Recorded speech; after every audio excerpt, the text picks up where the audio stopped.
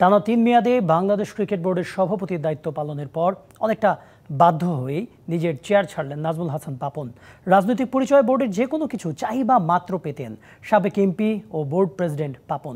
এতে বাংলাদেশের ক্রিকেটের টেকসই উন্নতি করা সম্ভব ছিল, অথচ তার দায়িত্বের এক যুগ পর তৈরি হয়েছে একের পর এক ব্যর্থতার গল্প।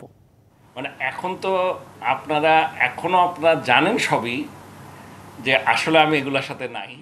অন্তর্বর্তী সরকার গঠনের পরই ধারণা করা হচ্ছিল দেশের অন্য ক্ষেত্রের মতো বিসিবির সভাপতিও পরিবর্তন হবে।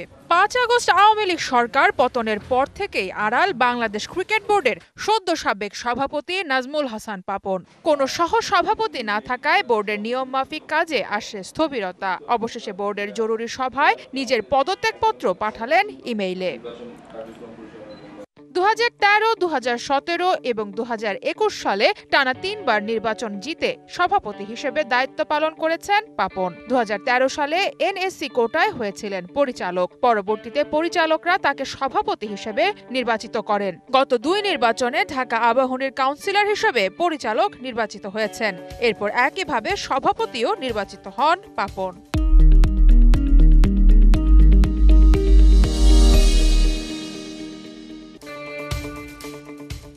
একযোগ সভাপতি থাকায় ক্রিকেট বোর্ডের প্রায় সবখানেই নিজের পছন্দের লোক বসিয়েছেন। নাইমুর রহমান দুর্জয়, ইসমাইল হায়দার মল্লিকরা ক্রিকেট বোর্ডে প্রভাবশালী হয়েছেন পাপনের মেয়াদে। এতে এক মল্লিকেই নানাভাবে বিতর্কিত পাপন। স্বেচ্ছাচারিতায় প্রাতিষ্ঠানিক নিয়মকে পাশ কাটিয়েছেন বহুবার বহুভাবে।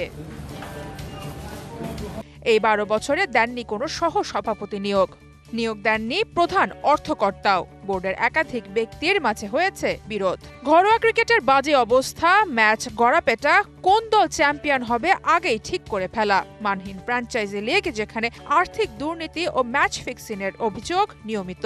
মাঠে কে নামবে, কে কত নম্বরে খেলবে, এগুলো তো আগে জানতাম।